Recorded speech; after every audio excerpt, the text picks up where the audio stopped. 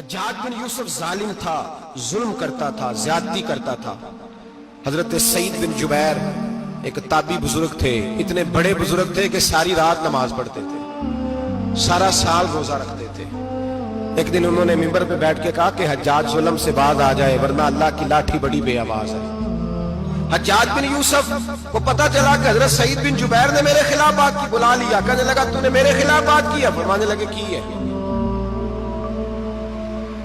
کہنے لگا تجھے پتا ہے میں قتل کر دوں گا؟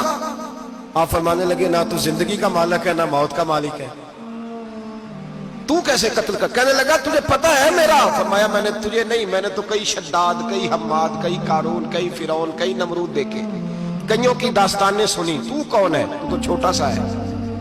ایک جملہ ہے مولانا جلال الدین رومی کا، بڑے درویش تھے، ایک بات کہہ گئے، کہنے لگے نمرود جتنے پیسے نہیں، فرعون جتنی حکومت نہیں، قارون جتنی دولت نہیں، ورنہ فرمانے لگے میرے زمانے میں بھی کئی لوگوں کا خدا بننے کو دل کرتا ہے، کئی لوگوں کا دل کرتا ہے، لیکن نمرود جتنے پیسے، فرعون جتنی طاقت اور قارون جتنی دولت نہیں، ورنہ ہو سکتا ہے لوگ دعویٰ کر جائیں معاذ اللہ ثم معاذ اللہ۔ یہ آج سے کئی سو سال پہلے وہ کہہ رہے ہیں، آج تو حالات بڑے ابتر ہیں، اس کی نسبت خطرناک۔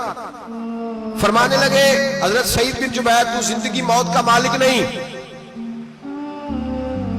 کہنے لگا پکڑو، قتل کرو اسے، لے جاؤ۔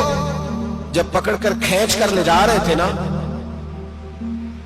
تو حضرت سعید بن جبیر مسکرانے لگے، اور ظالم کے سامنے مسکرائے تو اس کو بڑا غصہ آیا، یہ میرا مذاق اڑاتا ہے؟ بلا لیا، ادھر آؤ، کیوں مسکرا رہے ہو، کیا ہوا؟ تو حضرت سعید بن جبیر کہنے لگے میں مسکرا رہا ہوں تیری بیوقوفی پر اور اپنے اللہ کی دی ہوئی ڈھیل پر۔ میں مسکرا رہا ہوں کہ یا اللہ کیا بات ہے، کیا تیرا شان ہے، کیسے لوگوں کو ڈھیل دی ہوئی ہے۔ میں مسکرا رہا ہوں تیری بیوقوفی پر کہ تو سمجھتا ہے شاید مجھے پوچھنے والا کوئی نہیں۔ کہنے لگا اس کو باہر نہ لے جاؤ، میرے سامنے قتل کرو۔ ٹھیک ہے جی، قتل کرنے لگے تو حضرت سعید بن جبیر نے منہ کعبے کی جانب کر لیا، انی وجہت وجہی للذی فطر السماوات والارض حنیفا وما انا من المشرکین۔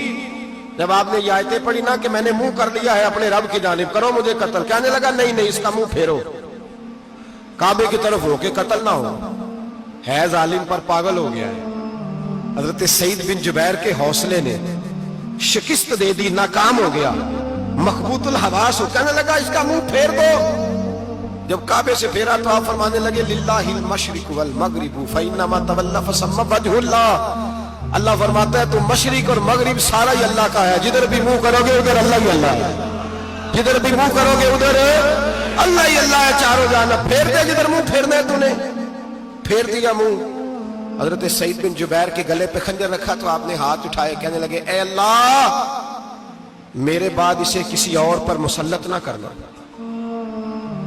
میرے بعد کسی اور پر مسلط نہ، بس میں آخری ہوں۔ جب آپ ذبح ہوئے تو اتنا خون نکلا، اتنا خون نکلا کہ لوگ کہتے ہیں جتنا اونٹ کے وجود سے نکلتا، تر ہو گیا سارا اس کا دربار۔ ایک سمجھدار آدمی کو بلا کے کہنے لگا اتنا خون میں نے پہلے کبھی، میں نے بڑے بندے قتل کرائے ہیں پر اتنا خون نہیں نکلا۔ تو وہ کہنے لگے لوگ مر جاتے، مرتے وقت ڈر جاتے ہیں، سہم جاتے ہیں، خون سکڑ جاتا ہے، لگتا ہے یہ شخص جب دنیا سے گیا ہے تو ڈٹ کے گیا ہے، یہ ڈٹ کے گیا ہے دنیا سے۔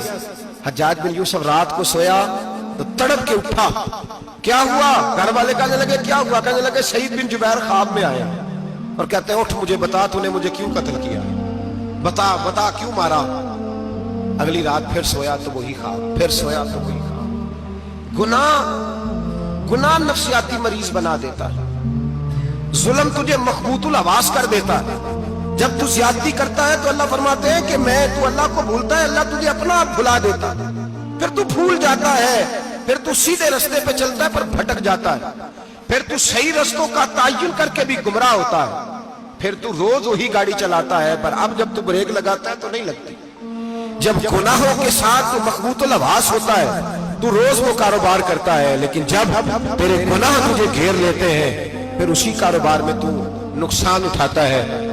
حجاج بن یوسف تڑپتا ہے، روتا ہے، یہاں تک کہ بیمار ہو گیا، پیٹ میں درد ہوتی ہے، پتہ نہیں کیا ہوا۔ تکلیف ہوتی ہے پتہ نہیں. سارے حکیم طبیب ڈاکٹر کوئی نہ سمجھ سکا کہ بیماری کیا ہے.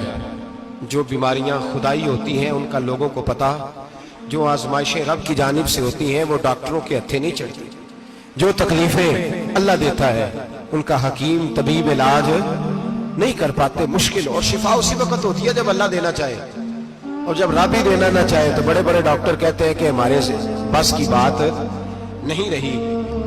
بغداد سے حکیم آئے, پیٹ دیکھا, کہنے لگے نہ تیرے معدے میں کوئی دقت ہے, نہ تیرے جگر میں, نہ کسی اور جگہ. ماجرا کیا ہے؟ ایک آخری علاج ہے, آخری. وہ کیا؟ گوشت کا چھوٹا سا ٹکڑا دھاگے کے ساتھ باندھ کے منہ میں ڈالا, اور پھر ایک باریک سا تنکا لے کے اس کو اندر ڈالنے لگے گلے میں. وہ گوشت کا ٹکڑا جب حلق کے اندر اتر گیا, اس حکیم نے واپس کھینچا تو کیسے ایسی بدبو آئی جیسی کبھی سونگی نہ تھی. جانور کیڑے مکوڑے لگے ہوئے باہر نکلے, اور جب دیکھا تو جتنے محل میں لوگ بیٹھے تھے چلاتے ہوئے نکل گئے کہ یہ کیا مصیبتیں ہیں. حکیم بھی اٹھ کے دوڑنے لگا. کہا تجھے کیا ہوا؟ کہنے لگے حجاج تیری بیماری زمینی نہیں, تیری مصیبت زمینی نہیں. کہا میری مرض تک تم کیوں نہیں پہنچ پا رہے؟ تو کہنے لگے لگتا ہے تو بد دعا کا مریض ہے, لگتا ہے تو ظلم کا مریض ہے, تو جبر کا مریض ہے. تڑپتا رہا, سسکتا رہا. ایک وقت وہ بھی آیا کہ گھر والوں نے کمرے میں بند کر کے تالا لگا دیا, دیوار سے ٹکرے مارتا. وہ بھائی جو گناہوں کے بیمار ہوتے ہیں انہیں شفا نہیں ہوتی, جو ظلم جبر بربریت کے بیمار ہوتے ہیں انہیں سکون قلبی میسر نہیں آتا. دوائیاں ان بیماریوں کی بنی ہوئی ہیں جو بیماریاں زمینی ہیں, جو بیماریاں خوراک کی بد پرہیزی سے ہوتی ہیں, جو گناہوں کی بد پرہیزی سے ہوتی ہیں. ان کی بیماریاں, ان کی شفا توبہ ہے, ان کی شفا رجوع اللہ ہے, ان کی توبہ اللہ سے معافی مانگنے سے شفا ہوتی ہے. حجاج جب مرنے لگا تو بلایا, یہ رنگ بھی ذرا ملاحظہ کیجئے گا, 2-4 قریبیوں کو بلایا. پتا ہوتا ہے نا اپنے کرتوتوں کا آدمی کو, پتا سارا ہے سردار لوٹیتیاں کا, پتا ہوتا ہے سارا. بلا کے کہنے لگا جب میں مر جاؤں تو مجھے رات کو دفن کرنا. کیوں بھائی عورت ہے؟ کہنے لگا نہیں رات کو دفنانا. ٹھیک ہے رات کو دفنا دیں گے. پھر کہنے لگا جب صبح ہو جائے تو صبح ہونے سے پہلے پہلے میری قبر زمین کے برابر کر دینا, نشان مٹا دینا. کا وجہ تو کلمہ پڑھتا ہے, حضور کا حکم ہے کہ قبر کم از کم ایک بالش, ایک گٹھ اونچی ہونی چاہیے زمین سے کم از کم, تو تیری قبر مٹا دے. وجہ پتا ہوتا ہے اپنے ظلموں کا. کہنے لگا مجھے پتا ہے لوگ میرے مرنے کے بعد میری قبر بھی نہیں چھوڑیں.